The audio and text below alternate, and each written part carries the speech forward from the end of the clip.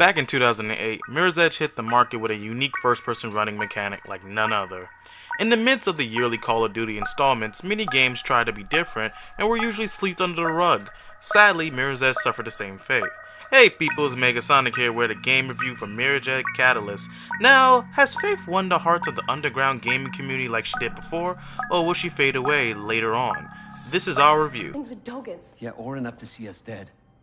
Anything having to do with Gabriel Kruger, we need to stay miles away from.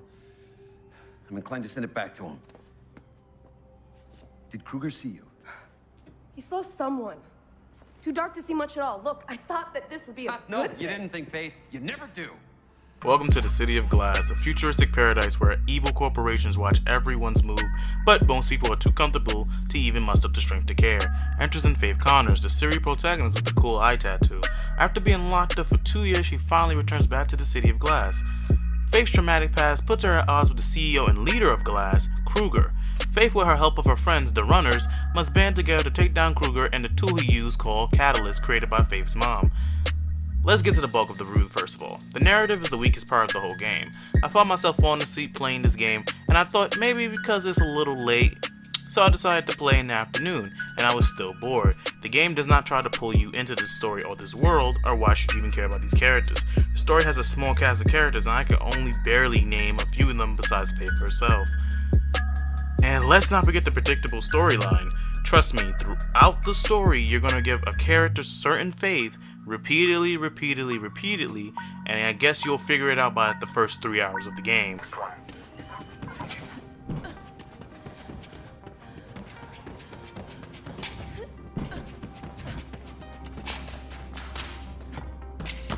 And another terminal. Done.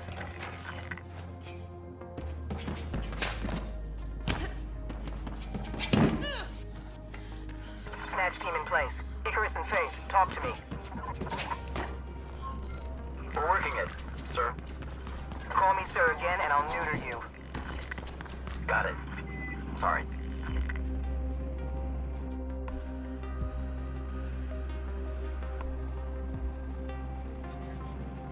Now, if you have played the first games, then this reboot should feel very familiar to you. The open world aspect of this game is the one thing I was excited for.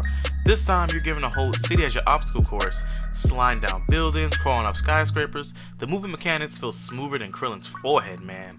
The running mechanics have received new features much later in the game.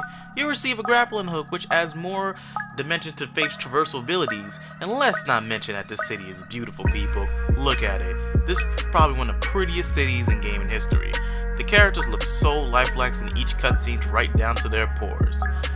However, I can't say that about the NPCs, who look noticeably less polished. However, being an open world game, there seems very little things to do besides a few repetitive side missions.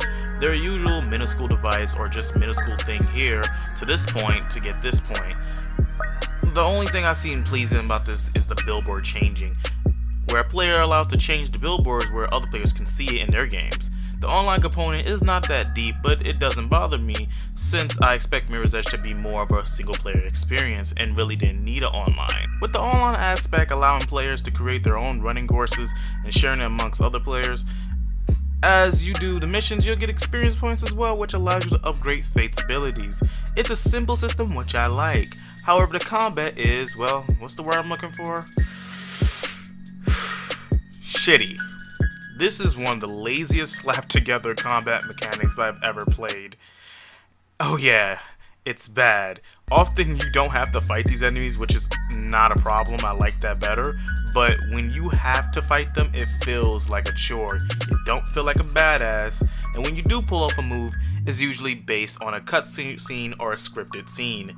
Plus, you can always win a fight, no matter how high or strong the enemy is, by just kicking them in the face. Can I kick it? Yes, you can. Can I kick it? Yes, you can. Can I kick it? Yes, you can. Can I kick it? Yes, you can. High profile data grab. Very good script. An Elysium data grab? You think she's ready? How about you get off my case? You're going with her. I can take care of myself just fine, Noah. Like last time? You go in alone, but I want Icarus. Will this game have a great following like it did before?